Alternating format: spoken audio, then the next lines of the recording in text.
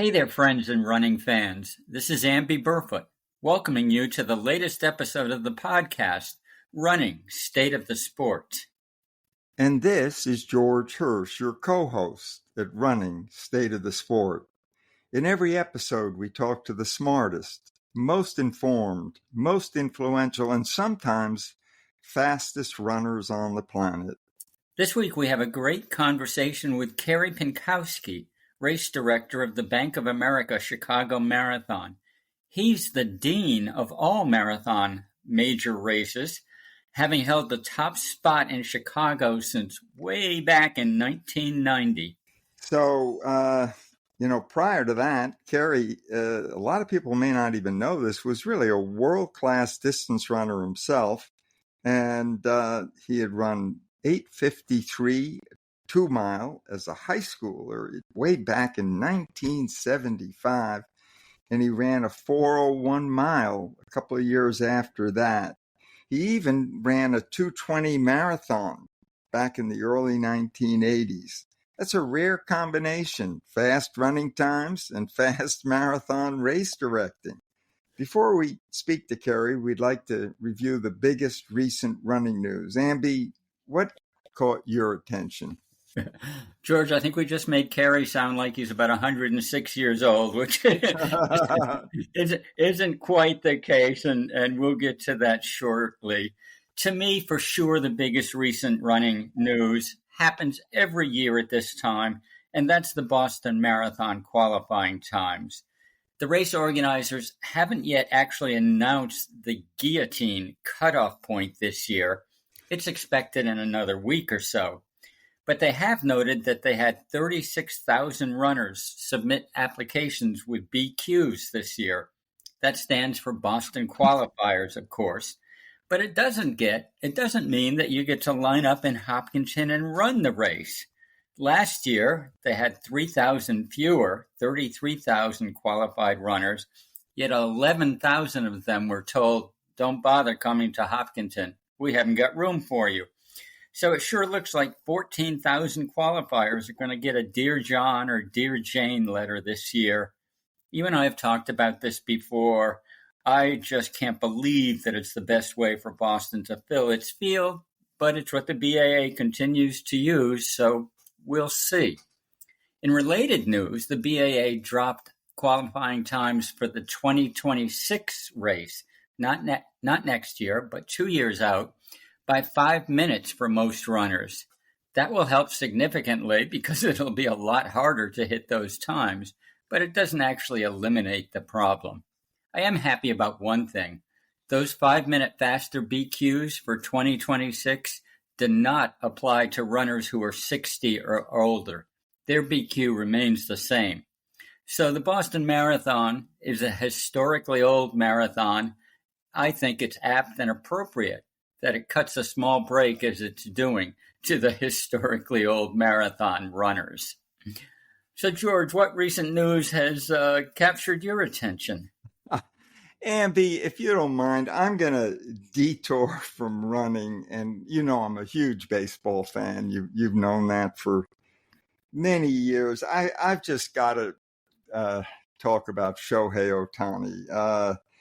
Since he's been playing in the States, his name seems to appear in the same sentence with Babe Ruth over and over. He's often referred to as perhaps the greatest baseball player who's ever lived. And we know this is not a new sport. It's been around. And the other night, he put on a performance that I think baseball people, smart baseball writers among them, are considering the single greatest one-game baseball performance by a player ever in more than the 100 years of our national pastime. Shohei Ohtani went into the game looking to close this season with a record of 50 home runs and 50 stolen bases in the same year. A blend of speed and power that's never been accomplished before by any player in a single season. He went into the game the other night with 48 home runs, and 49 stolen bases.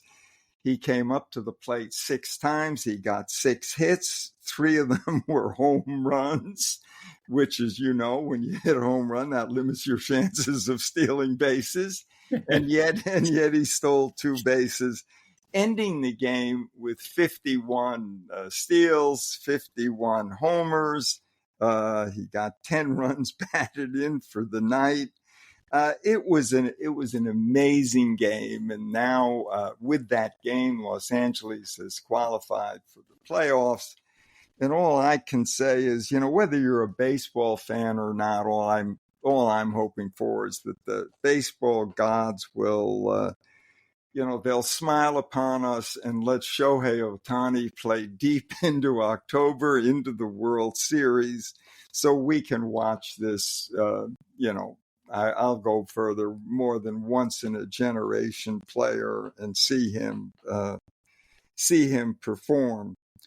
A quick note on what we're here about: running the Fifth Avenue Mile. Great performance, record-breaking performance by Josh Kerr after a long season, Olympics, all the Diamond League races. He broke a long-standing record from our old pal Sidney Marie that goes way back. He ran 344.3 and just devastated the field by 4 seconds. The women's race, Carissa Schweitzer, who also has had a long season and must have just been so exhausted, and yet she came through, ran a meet-tying record, Laura Muir's record of 4:14.8 to win it. Those are 2 superb performances that I think are worth a note. George, back in the days when I was rooting hard for Mickey Mantle and Willie Mays and reading histories of Babe Ruth, I could not possibly imagine that a baseball player from Japan would end up being perhaps the greatest of all time. It says a lot about the smallness of the world and the ability of sports to transcend all cultures, I guess. Quite astonishing. Well, let me add, let's not even forget that, since Babe Ruth, we haven't seen position players, people who play baseball day by day, who are outstanding as pitchers. And of course, Babe Ruth did that for a number of years, and then he decided just to, bang out home runs. But this is Ohtani, and he's taken a year off from pitching because of an injury, and they're trying to protect him. But he'll be back pitching again at an extremely high level. He is just a total phenom. So anytime you go 6 for 6 in a game, 3 home runs, 2 stolen bases, going past 50-50, that's just something extraordinary. And that's it for the view from here on the biggest recent news in running and sometimes beyond. Now let's turn to Carey Pinkowski, this week's guest at Running, State of the Sport. Carey has been race director at the Bank of America Chicago Marathon since 1990. That's almost unbelievable. And by our unofficial tally, that makes him the senior race director of marathon majors anywhere in the world. He's also CEO and president of the Chicago Event Management Group. This year, Chicago is just about 3 weeks away as we are talking. We're expecting, or Carey's expecting, a field of about 50,000 runners, the largest ever in Chicago. Carey, welcome to our podcast, and thanks for joining us. Amby, George, thank you so much for inviting me to join you. 2 of my favorite people. I'm looking forward to our conversation. Thanks, Carey. This is George, and it's great to have you with us. We'd like to begin by asking you for a brief bio update. How old are you? Where are you living? What's your family situation? What do you do to fill in the hours of your day? Just give us a little rundown. Okay, I guess we could start with my family consists of my wife, Sue. I think you both have met, and my daughter, Sarah, who just graduated from the University of Iowa. And then I have Matthew, who I think you both have met, who is a senior at the University of South Carolina. And then we have an 8-pound Morkie named Prince, who is a big part of our daily activity. I've had the honor and privilege of being the race director here in Chicago for, I think this is my 34th year. So I can't believe it. I'm in my mid 60s, which is amazing. But this industry and the activity keeps me pretty young. Carey, just a little bit more specifically, with 3 weeks to go as we're speaking and producing this podcast, I think you've probably moved past the days, which you probably once did, of packing the runner packages yourself. But what's your most important work now with 3 weeks to go? Oh, I think it's communication and outreach to the neighborhoods and businesses. Chicago is such a wonderful city, and it's amazing from one year to the next on the marathon route or the course that we use, how things can change. There can be a new business that comes online, or a condo building, or anything that can develop. So our team does a really good job of letting everybody along the course, whether it's a business or a resident, know that the marathon is coming. And I think that's one of the things that has made us successful is the street closures, all of that. So it's a street level outreach that I think is still important. I've done that for all the years that I've done it. I still do it now. I still like to walk. I'll go out and walk the first 2 miles. I'll walk sections of the course, and you get to kind of see the actual neighborhood and spend some time with residents and some of the local businesses. So I think that's probably the most important piece for me. It's the deck level outreach, organic outreach to the community. Carey, let me give you a two-part question, if I can. First, about this year, it'll be, what's got you most excited as you're heading into this year's race. And then the second part of it is last year when Kelvin Kiptum ran that absolutely amazing world record, 2 hours and 35 seconds, and he came home the second half in under 1 hour. Just extraordinary. And then the just tragic car accident in which he died only 4 months after that performance. So we'd love you to reflect a little bit on Kiptum, the person, the marathon talent, and last year's race. How did you learn about his passing? And I can only imagine what your immediate reactions were. Well, I had gotten a call from our contacts at Nike that there had been an accident, and it appeared from the first knowledge of it that it involved Kelvin.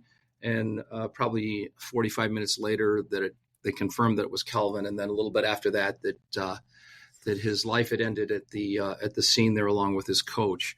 So it was difficult at that time to kind of process that. And I remember reaching out to I'd called Alex Sawyer, who's our director of our communications here, and then Tracy Wilson, who manages our elite athlete program, and they were both kind of also shocked, I guess, is the first way to do it. And then more came out after that. So heartbreaking for all of us here in Chicago that work on the marathon.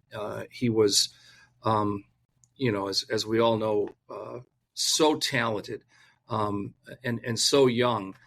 And his performance in Chicago was magnificent. But he was also such a magnificent individual, just a warm, sweet, young guy that was at the front of his career. And there was a lot more to come. I mean, this was his third marathon in Chicago. I saw him run in London, and his performance was amazing.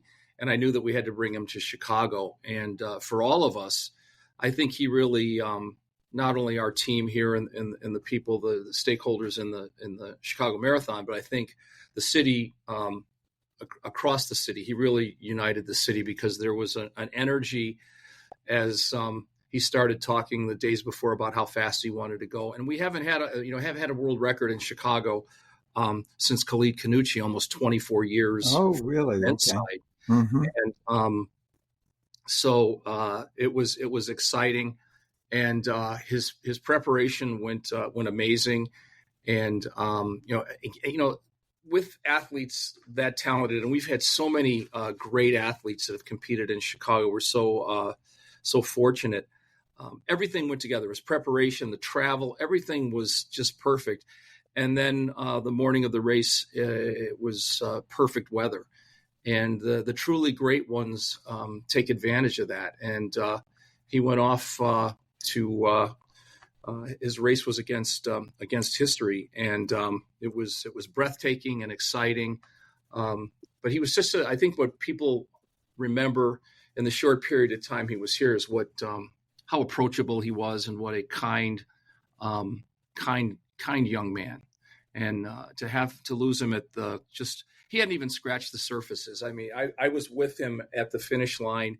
He had a lot left. I think he was still experimenting. So for me, having worked with a lot of the majority, either witnessed or watched or worked with some of the greatest athletes, he was, I think he would have rewritten everything. I think he would have become the face of marathon running. This is a young man I think could run in New York on a challenging course, or Boston, or championship style, or going after fast times. I mean, he was just that talented. So heartbreaking. And, he'll be missed Marathon Week in Chicago, and it's our plan to remember him and celebrate his life, and not let his memory. It won't fade, but it's just tough. It's just tough. I'm kind of at a loss for words with it sometimes.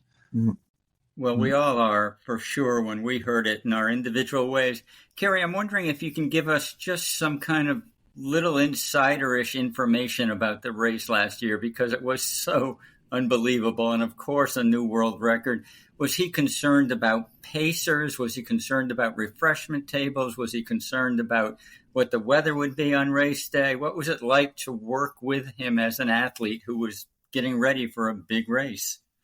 Well, what excited me about it was here in Chicago. I mean, we aspire to go fast, and then we set the races up to go fast. But it was still an amazing competition. I had Benson Kipruto in the race, so he had the Boston Marathon champion behind him, and Bashir Habdi, who was from the previous Olympics, was Olympic silver medalist. So there was some quality competition behind him, but he seized the moment, and with us, we made the athletes pick their bottles up off the table. It's still a race, and kind of the old-fashioned way. And to go that fast, we were hoping that we could get some pacers to go a little bit farther with them. They didn't accomplish that. So, I mean, man, he put that on his back, and it was probably one of the greatest runs for home of all time, and did it a la Steve Jones, or a la Khalid Kanuchi, where he was out there by himself, or Joan Samuelson, or any of the great athletes that have competed here over the years.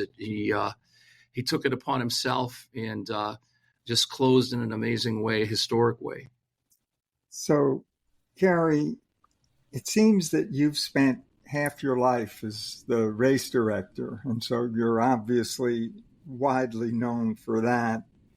But your running career was really quite something, and I bet a lot of people. It was a long time ago. Exactly. You know how it is, today's world.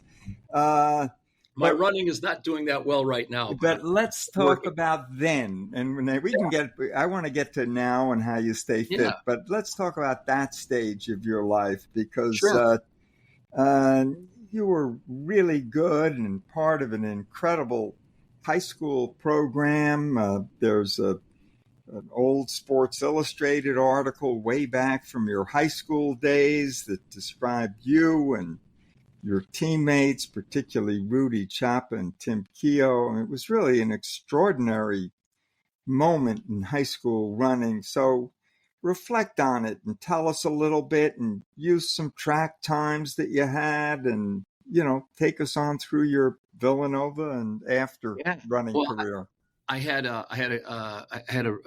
wonderful coach who was also my English teacher. Like all of us that are, I had grown up playing baseball and basketball and football and all the traditional sports. And I think like most cross country or track coaches, they convince you to come out for the team, which I did, and started running with the cross country team and the track team, and enjoyed it. And obviously, I was surrounded by some very good athletes, and it's just a great program. And we had some success, and it allowed me to go on to college, where I was recruited by Jumbo Elliott, and made my way to Philadelphia, and ran at Villanova in the late 70s, early 80s. So that was a great experience, and that experience in Philadelphia is what really led me to my fascination with the marathon, or my connection in the marathon. A lot of the teammates and classmates that I had were from, the New York City, Brooklyn, Queens, Long Island. And, I remember someone saying, "Hey, let's take the train up and check out the New York City Marathon." So, made the train ride up to New York and watched the New York City Marathon. And this is back in the Bill Rogers days, and, or Alberto Salazar days. And, so I was impressed by the elite athletes, but I also was impressed by the mass participation by people that I would see at certain points in the course. Like, you'd see the elite athletes come by, and my teammates or friends would make their way across the park to the finish line. And I was always amazed at individuals that were running that were an hour and a half, 2 hours behind, had no chance of not only finishing near the front runners, but also had no chance of finishing within hours of the front runners. But they were as intense, and it kind of opened my eyes to the activity, because I had come from it from a different perspective. And I was very fortunate to meet Fred Lebow. And so he and I connected, and I got to know him, and had seen him in New York and met him. And then he would come to like the IC40s, which was our old conference meet down in Princeton. And then he was a guy, and I had run in a couple of road races with the road runners in the early days. So I got to know him. But I think what he did was he spent some time with me, and not only shared what he envisioned from the marathon, but he shared his vision of what he thought, and that stuck with me. And then obviously making my way up to Boston and watching the Boston Marathon, I always felt, coming from Chicago, that we had all of the pieces here to make a really truly world-class event. So those early impressions and time spent with Fred, and as time went on, I actually, my first few years in Chicago, Fred was the race director in New York, so we became close there. And then obviously Alan and the Roadrunners team. So a big influence on my career path early on. Carey, I'm not going to let you get away without telling us, what was your best 2-mile time in high school? Oh, God. What was your career best time in the mile? I think I ran 8:53 for 3,200, which still is pretty good performance. And I ran 4:01 in the mile, which is not under 4 minutes, just missed by a second. So, but not bad. I don't know how you can get down to 4:01 and not break 4 minutes, but that's another story. Don't ask me what my PR is now, for sure. I was going to ask you if you were still. What my PR is now at this point in my life, I should say. Our Shamrock Mile a few years ago was a lot slower than that. So it looks like in 1983 you actually stepped up to the marathon distance yourself and ran the Chicago course in apparently 2 hours, 20 minutes, and a few seconds, which is also not shabby. Is that a true story? And what was it like to go 26.2? That is a true story. Fast.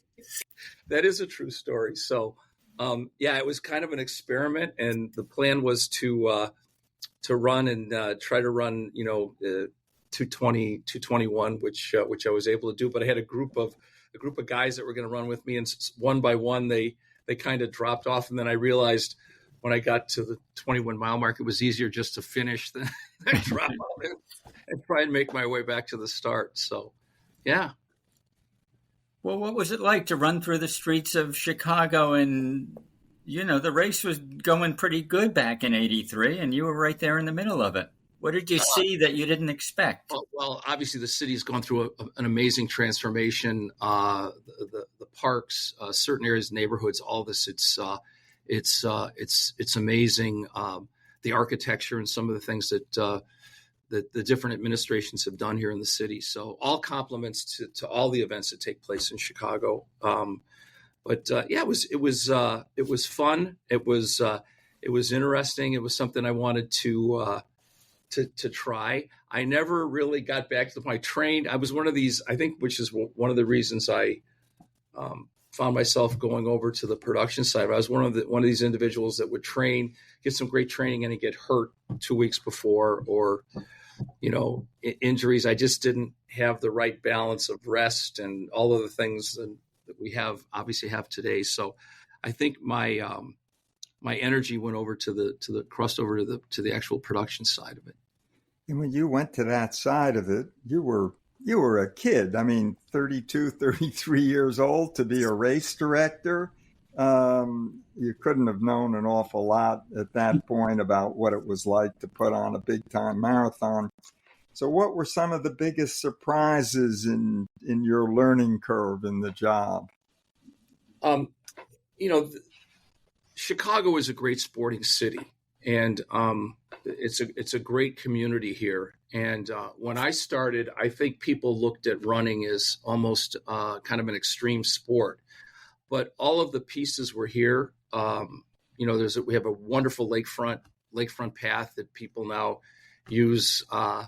Thousands and thousands of people use the paths on the lakefront to train, and then in the suburbs around the Chicagoland area, the training groups. But I felt that that if we established a race, we really built it from the ground up, and slowly adapted and grew, and really had a grassroots philosophy about it. And we started to see the popularity of the event grow. Obviously, the corporate community as partners. So I've been honored and privileged to be part of an amazing ecosystem here. I mean, you can't do this alone. These events take a tremendous amount of teamwork across the city agencies, public and private, that make these things happen, and residents and local businesses and everyone that plays an active role in this. So for me, the team spirit in Chicago across all the city agencies that I work with, and obviously the different administrations I've worked with, has come to light. And in 2024 here, we'll have a record year with participants. Our charity program is doing amazingly well. We're growing that every year, and then the tradition continues with some of the finest athletes in the world that return here for some great racing up front. Well, Carey, you've already answered my question, but I happened to be there in 1977 for the first Chicago, and probably you weren't. And No. Frankly, it was a fairly confused event and a fairly confused city, because Chicago just wasn't hyped up for marathons then. Not that any city, we were foreigners in any city that we ran, but in Chicago particularly, it seemed like a football and meat and potatoes town.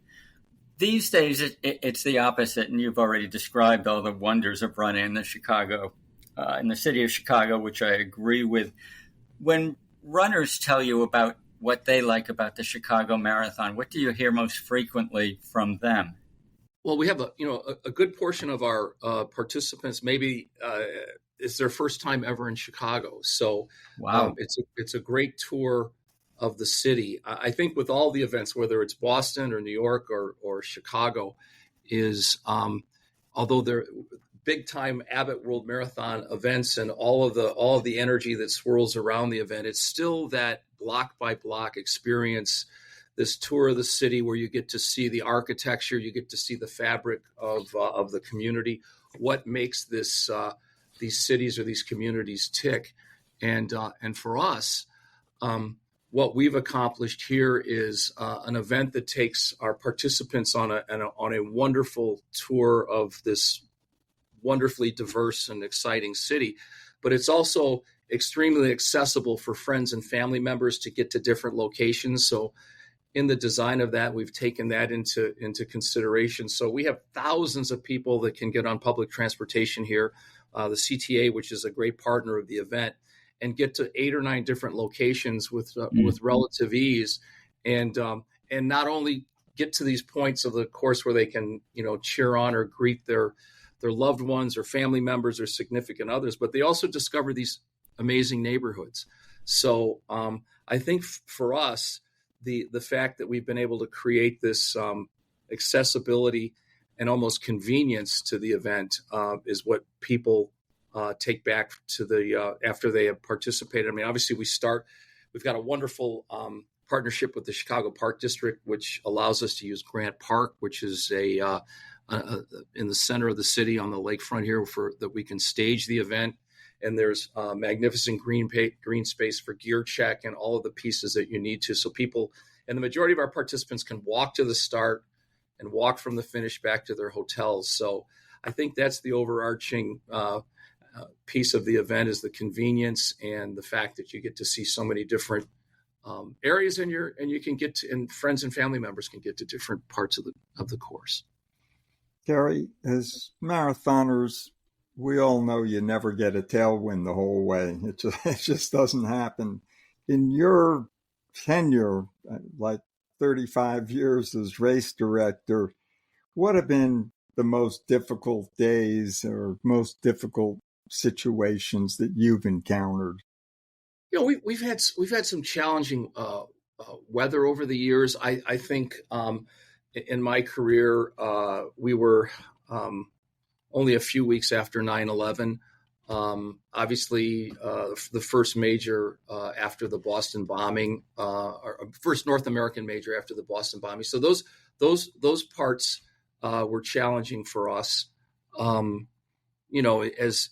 an event, we've had some of our key champions. I mean, Kelvin Kiptum, the untimely death of Kelvin Kiptum is heartbreaking, just because so much of a part of the tradition of the event is the elite athletes. The untimely death of Sammy Wanjiro, who was a 2-time Olympic champion, also was heartbreaking for us too. So if athletes, champions in Chicago, become part of a really unique family. And when you lose one of your family members, it's sad and heartbreaking. But I think through all those challenges, you see the resilience of our sport. You see the resilience of the human spirit. What I can see is the planning that goes into the event here in the city of Chicago, and then all of a sudden there's this. It's pretty static, and then all of a sudden the energy and the enthusiasm of the event across, whether it's our police department or our park district, they all get caught up in that the human spirit, that celebration of humanity. And that's what's so rewarding for me. I mean, it's the marathon in itself. It's an amazing experience. It is an experience and a platform in which can elevate amazing performances and celebration. It can also be very, very heartbreaking too. But I think in many ways, it's a reflection of life. And to be part of that and to be on that journey, I live a charmed life. I love getting up in the morning. I love working on this. The challenges are as exciting as some of the things that happen, and just to be partnered with so many wonderful people and around so many great athletes that have become friends of the event and friends of mine. It's truly rewarding. Carey, that was a pretty good statement about the challenges of the marathon, the bad days and the good days, and how you bring them all together. Probably, I'm going to say, not one you would have been able to make in 1990. So we're glad you've lasted this long as race director in Chicago. If we were to give you the equally hard choice to pick three of the marathons that were your favorites, either for the participants or winners, the times, you want to go for three or too hard? Oh, sure. Obviously, Chicago is one of my favorites. So, but Boston and the tradition of the Boston Marathon is amazing. That is rewarding to me, and the BAA has done an amazing job with the records and the history of the event. I think that's fascinating. The New York City Marathon. I mean, obviously, I think everyone that produces an event that in an urban environment owes a great deal of appreciation to Fred Lebow. It was his vision to take the marathon to the community, to take it to the neighborhoods. I mean, I can remember him telling me, and I still use this philosophy, that you have to take the marathon to the people. They're not necessarily going to come to the marathon. So I that still resonates with me. And I still use this with our team, our staff. Never underestimate the power of a T-shirt. So those are some things that Fred left with me. But he was just a real wonderful guy in sharing. So, but North America. I mean, obviously London does an amazing job. Berlin does an amazing job. We're very competitive with world records. All of the majors. Tokyo, if you could expand it to 5 other ones, I would take the majors, because we have become such great collaborators together. We share best practices. I think collectively the group has gotten better than we may have gotten to the point where we are individually. But the leaders of those organizations are a phone call away if you have a question or you need some type of some insight, and that's really rewarding. We've become very competitive, but we're also great friends. Gary, I was trying to ask you which of the 3 Chicago marathons were your favorite, but that would have been too difficult to answer. I can tell you, I want to say 2010, Sammy Wanjuro against Sergei Kabeda, probably one of the greatest head-to-head competitions on the men's side. Going back to 85, Joan Samuelson against Ingrid Christensen. That was another. I love these head-to-head competitions. And then, obviously, Kelvin's run last year, which brought the world record back to Chicago. Well, that wasn't so hard. Right. And I think, I was thinking about globally, whatever the other events. So, Carey, okay. You talked already about the Abbott World Marathon Majors, and you and I were there when the whole concept was launched. So a little more about how you saw it then when we were kicking it off, what it's become, and what you think is, your favorite things about the World Marathon Majors. And are there any downsides to it for you and the other 5 majors? Well, how it came to light is, I think that collectively, and originally it was 5 of us, and right. I think we all realized that we were at a point in time where we needed perspective, and obviously success in different markets. But as our international participation started, we started to see those trends, the sharing of best practices. Whether, what we were going to do operationally or, going back to timing, emergency medical, legal, all of those things. I think we collectively started talking to each other about, and we realized that we had the same challenges, and that when we could sit with the 4 other events and talk about this, it gave us some really clear perspective rather than trying to navigate on your own. So that collective effort was phenomenal. And there was always a great deal of professional courtesy between the events. But I think after we started spending more time together, we decided that we should formalize the relationship. So that was the group in the beginning. And then obviously bringing Tokyo a few years later. So I think it's been an amazing partnership.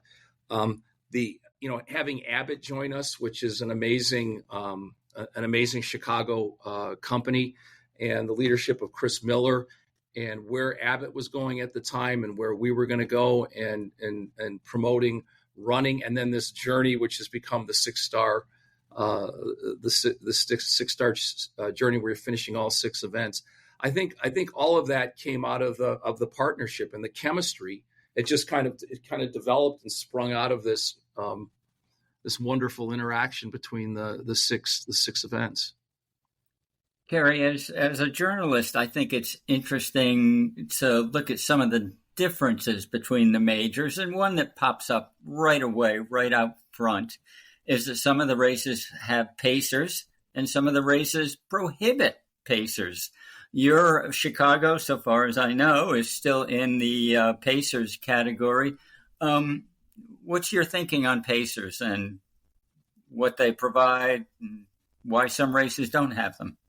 Wow. Well, I think, Boston and New York do not have pacers. They have embraced the international competition model. Obviously, those are events that are more challenging than a Berlin or Chicago or London, Tokyo, which are flatter and faster courses. I think there was a year in 2017 where we had an experience where we didn't have pacers, and the athletes and the managers were adamant that we bring them back. That's what Chicago is known for. So, the tradition going back to Steve Jones and Joan Samuelson, American records, the 6 world records that were set in Chicago. It's so much part of the culture and history and tradition that we stay with it. So athletes train. They come here. If you look at the performances, obviously Kelvin last year and his performance, but more recently, Emily Sisson's American record here in Chicago. If you look at our Olympic qualifiers on the American side going to Paris, 4 of the 6 Americans got their Olympic qualifying times in Chicago. So, and all were used with pace. So, 2 different perspectives, 2 different philosophies. I think they're unique to each of the events. The championship races, the Olympic races, the world champions, the Boston and New York, where there's more about experience and tactics, and here it's more about pinning your ears back and just going fast. TV coverage, we marathon runners are a very passionate group, and when it comes to TV coverage, you and I, read social media and so on, and they can also be critical, not always, certainly. But give us your take on how well marathons in general, Chicago specifically, have been covered in recent years, room for improvement. What can we do more to heighten the marathon experience for the general viewer? Let's call him the general sports fan out there, Carey. Well, I think probably a great comparison is I'm a long-suffering White Sox fan. And oh, brother, good luck with that. They're going to break our Mets record. A record that we're not exactly jumping up and down about. But White Sox play 164 times a year. I think I've got that number correctly. They're on TV 164 times. There's a half-hour preview show and an hour post-show after 164 times a year throughout the season. With the marathon, the Chicago Marathon comes to Chicago. It comes to the Chicago marketplace once a year, Boston and New York. So it's difficult. I think over my career, people have tried to compare marathon running. We should try to mirror ourselves after Major League Baseball or NFL football. It's just tough because we don't see these amazing athletes, especially the Kenyan, Ethiopian athletes. We don't see them that much. We see them once a year, and we see them in the Olympics. Now, if you watch the Olympic broadcast, it was so compelling, that and the competition was so amazing that it just it locked everybody in. The ratings were unbelievable. The viewership was amazing, and I think we'll ride that crest for a year or so afterwards, and then we kind of dip back into out of sight and out of mind. So for me, it's trying to elevate more of, we're seeing now social media, we're seeing, the mass the growth of the event and how people are part of the activity.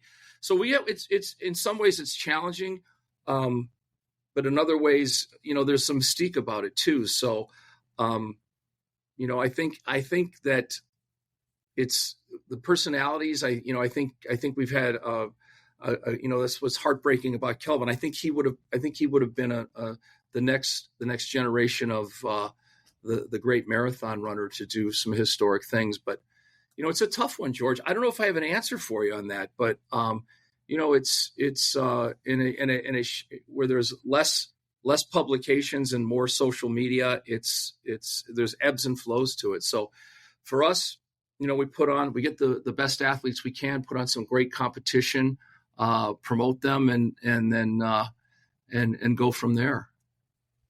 Well, you're right. It's a tough question, Carey. I don't think anyone's got an answer for it. The only thing we know for sure is that the sport is booming now. All of you big marathons are getting far more applicants than you can possibly let into your races. So something's going right. And if the TV formula comes around a little bit more, that could help additionally. So we're getting towards the end now. We have 2 trademark questions at the end. I'll ask you the first, and George will ask you the second. The first is, since our podcast is called State of the Sport, Running, how do you see and judge the state of our sport? What's going really well and what could be improved? Well, I think obviously, as we just talked about, the participation levels are amazing, and not from the event side of it, but more people are getting going, and that's walking and jogging and running, and we can see that here in Chicago with some of our other events. People are discovering the activity, which is great. All of us understand the payoff that a healthy and active lifestyle has, and here in Chicago, we're seeing a lot of individuals that have discovered running, and not from not traditional parts of the city. But one of the things that we're the proudest of is last year at the Chicago Marathon, we had participants that registered for, trained for, started and finished the marathon from all 50 wards in the city. So that's a real citywide participation. So, and we're seeing a lot from the west side and the south side, and even on the lakefront here. People are discovering running, whether it's the Chicago Area Running Association, and there are more people just getting moving. And they may aspire someday to run the marathon. But I think for me, to see people out getting after it, and not particularly training for the marathon, but just moving, running, walking, biking, getting active, I think that's so important. So that's the rewarding aspect to me. I mean, obviously the Olympics, on the front end, we had some great performances from our American athletes, and I think that's going to continue for quite a while. I think the coaching and the support programs have obviously delivered American athletes to the finals, and obviously winning Olympic gold medals and qualifying for the Olympics. So I think we can take that a little bit farther. But in all the years I've done this, I think that running is in the best place it's been in the past 30 years that I've done this. So I think there's a tremendous more we can do, and a tremendous upside across our events and with youth running and with our elites. Good place to segue into our final question that we give all our guests, Carey, and that is, we give you 3 fairy godmother wishes, and they can be, in this case, about this year's Bank of America Chicago Marathon on October 13th, or you can take as broad a brush as you want. You can make it personal, about running, about just anything that you'd like to see. 3 wishes, but only 3. Well, I think the first one is that we have a safe and enjoyable event for all of our participants from the front end all the way to the to our final finishers. That's a big part of it. And with that, I go, this is kind of a twofold question. We get some great weathers for not only our participants, our volunteers, our spectators, all of that. And that all of the athletes that have trained so hard to get here, that have really sacrificed a big portion of the past year to prepare and compete, that they make it here healthy and they're able to perform in a grand way and continue with the tradition that we've established here for the last 46 years. Well, thank you so much, Carey. And that ends our conversation today with Carey Pinkowski of the Chicago Marathon. Carey, George and I can't thank you enough for joining us today. It was really terrific. Well, thank you for having me. And I so enjoyed the conversation and look forward to meeting you in person and continuing this interaction and friendship. So thank you. Two of my favorite people. Amby, that was a terrific conversation with Carey Pinkowski, whom you and I have known and really liked for a long time. And I think listeners will understand why we feel the way we do about him when they hear this podcast. What struck you most about his comments? You know, George, I was struck by the fact that Chicago is justly famous for its fast course and, of course, that incredible world record by Kelvin Kiptum last year, 2:00:35. But I really like it when a race director like Carey focuses a lot of attention on the mid-pack runners. They're going to be out there 2-3 hours after the Kelvin Kiptums and the winners this year, and I really think they are a hugely important part of the race. Carey has done this really well through the years, I think. He understands who's important to his race, which is everybody up front in the middle. So I liked it when he talked about walking the course a couple of miles at the beginning each year. I could picture him out there looking for potholes or anything else that might get in the way for everybody. Chicago's justly famous again for the beautiful lakefront course, which makes it really easy for runners to get there, to get back to their hotels afterwards, for families to find them, for families to go inside the loop of the course and follow the runners. It all comes together in a really terrific package, and I think Carey has paid appropriate attention to that all the time through his years at the helm. George, what were your reactions to Carey's remarks? Yeah, Amby, what I liked a lot was how Carey gave so much credit to the team around him. You know, when you're the race director of a major marathon like this, you become the face of the event to the outside world, the media, the sponsors, and the public, and so on.